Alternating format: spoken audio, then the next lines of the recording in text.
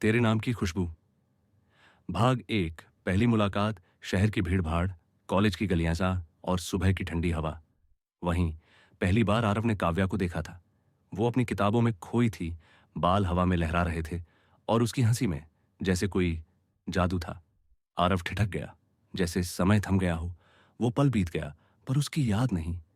हर दिन आरव उसी रास्ते से गुजरता, सिर्फ उसे एक झलक देखने के लिए। भाग दो। दोस्ती की शुरुआत।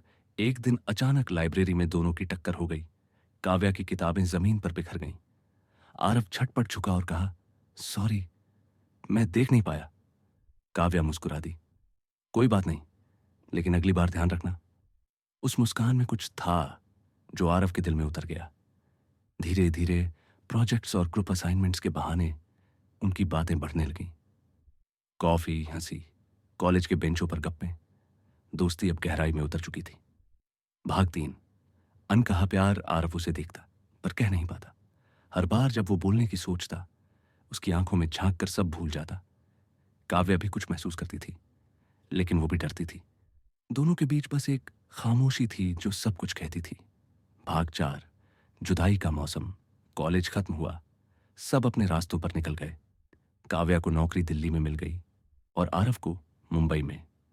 पहले तो कॉल्स और मैसेज चलते रहे, पर धीरे धीरे दूरियां बढ़ने लगीं। एक दिन काव्या का मैसेज आया, आरव, शायद अब हमें अपने अपने रास्तों पर चलना चाहिए। वो दिन आरव के लिए सबसे भारी था। वो कुछ नहीं बोला, बस लिखा, अगर तुझे सुकून मिलता है तो मैं यही चाहता हूं। भाग पांच। किस्मत का खेल। सालों बाद एक कॉन्फ्रेंस में दोनों की फिर से मुलाकात हुई। काव्या अब एक जानी मानी डिजाइनर थी और आरव एक सफल लेखक। आरव की किताब का नाम था तेरे नाम की खुशबू। काव्या ने मुस्कुराते हुए पूछा, यह किसके लिए लिखा है? आरव ने कहा, जिसने सिखाया कि प्यार सिर्फ पाने का नाम नहीं होता। उनकी आंखों में फिर वही पुरानी चमक लौट आई। कुछ रिश्ते शायद वक्त के साथ मिटते नहीं, वो बस यादों की खुशबू बनकर हमेशा जिंदा रहते हैं। एपिलॉग। वो दोनों फिर से एक दूसरे के जीवन में लौटे, पर इस बार अधूरेपन के साथ नहीं, समझ के साथ।